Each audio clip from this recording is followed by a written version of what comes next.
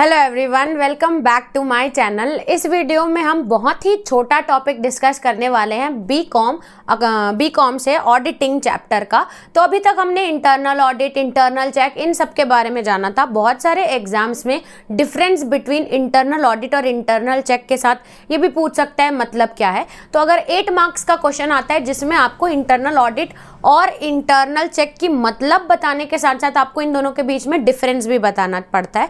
तो चलिए इन दोनों के बीच में डिफरेंस जानते हैं। अगर 8 नंबर का क्वेश्चन आएगा तो मीनिंग के साथ आप ये समझाएंगे तो इतना कंटेंट उसके लिए सफिशिएंट है। तो सबसे देखते हैं पहले इंटरनल चेक और इंटरनल कंट्रोल होता क्या है।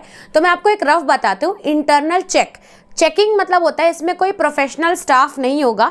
इसमें जो आपके एम्प्लॉयज़ होंगे वो ही दूसरे एम्प्लॉयज़ का काम चेक करेंगे, जस्ट फॉर क्लैरिफिकेशन कि कोई यहाँ चेक करना कि कोई गलती तो नहीं है, ठीक है। उसके बाद जो इंटरनल कंट्रोल, यानी कि अगर वर्ड कंट्रोल आ रहा है इसका मतलब समझ जाइए कि बाहर से कोई आपको हायर करना है जो उस एक्टिविटी को कंट्रोल करेगा, या आपका जो ऑर्गेनाइजेशन में क्लर्क काम कर रहा है उस क्लर्क की एक्टिविटीज़ को कंट्रोल करेगा, ठीक है। तो ये बेसिक मतलब था। आप इसमें डिफरेंस कैसे कैसे बना सकते हैं।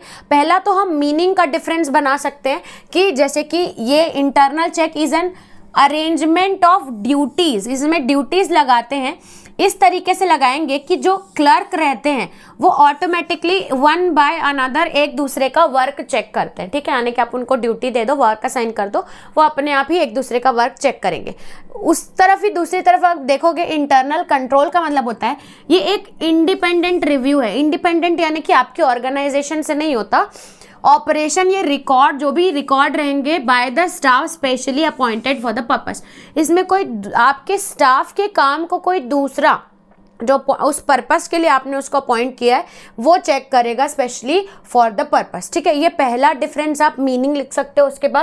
उसके बाद इसमें जब चेक कर रहे हो तो इसमें कोई सेपरेट स्टाफ नहीं होता है, लेकिन इसका अपोजिट उल्टा होता है। इंटरनल कंट्रोल में आपको सैलरी दे के दूसरे ऑडिट स्टाफ को एंगेज करना पड़ता है। सैलरी बेसिस पे आपको हायर करना है जो कि इंटरनल कंट्रोल संभालेगा और वो ही चेक करेगा आपके क्लर्क का काम। इसमें एक स्टाफ ही दूसरे स्टाफ का काम चेक कर रहा है, ठीक है। इसमें आप ऑर्गेनाइजेशन में काम इस तरीके से बांट लोगे कि उनको पता होगा कि अगर एक स्टाफ का काम खत्म हो गया तो दूसरा उसको चेक करने के लिए आएगा साइमल्टेनियसली, यानी कि एक के बाद एक वो काम चेक होता जाएगा, ठीक है। लेकिन दूसरी तरफ देखोगे कि ये जो क्लर्क है, आपने ऑर्गेनाइजेशन में जो क्लर्क है उसका काम जो चेक करेगा वो एक इंटरनल ऑडिटर होगा।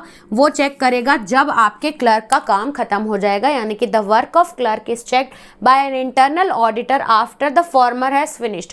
पहले जो उसने फिनिश कर दिया वो उसको चेक करेगा, ठीक है।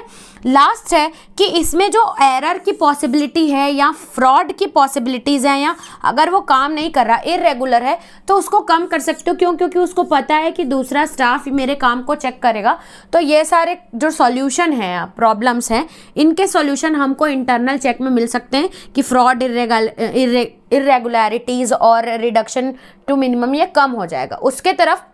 इस तरफ देखोगे एरर्स और फ्रॉड्स रहेंगे जो पहले ही कमिट हो चुके हैं। क्लर्क ने कुछ कर दिया है तो वो हम चेक कर सकते हैं, डिस्कवर कर सकते हैं कि दोनों का मतलब सिमिलर ही है, ऑलमोस्ट इसमें कम होते हैं, और इसमें जो उसने गलती की है वो फाइंड आउट होती है, मतलब आप सेम ही है, दोनों के लाइक में लिख सकते हैं। फिर लास्ट जो रहेगा कि ये एक प्रोसेस है, मतलब ऑर्गेनाइजेशन में ही ये एक प्रोसेस होता है, लेकिन ये एक तरीके का काम है जो एक इंटरनल कंट्रोल जो हम ऑडिटर हायर करते हैं वो एक वॉचमैन की तरह काम करता है चेक करने का। लेकिन इसमें ऑर्गेनाइजेशन के काम में ही ये इंक्लूडेड रहता है। जैसे अगर आप कोई एम्प्लॉय हायर कर रहे हो तो उसका काम ही यही होगा कि उसको ये चेक करना है, लेकिन इसमें एक वॉचमैन हम अलग से हायर करते हैं जो उसकी एक्टिविटीज़ को सेपरेटली चेक करता है, ठीक है। तो आई होप आपको समझ में आ गया होगा इंटरनल चेक और इंटरनल कंट्रोल जो इतने सिमिलर वर्ड्स हैं उनका डिफरेंस क्या है। अगर आपके एग्जाम में आता है तो आप आसानी से दोनों के बीच में डिफरेंस लिख सकते हैं। ज़्यादा रटने की भी ज़रूरत नहीं, मीनिंग लिखिए, हायर करना लिखिए, एरर और फ्रॉड्स कम हो जाता है वो लिखिए, इतना काफ़ी है उसको समझने के लिए। तो इस वीडियो में इतना ही रखते हैं, चलते हैं नेक्स्ट वीडियो में, देखते हैं नेक्स्ट टॉपिक। तब तक के लिए थैंक्स फॉर वॉचिंग।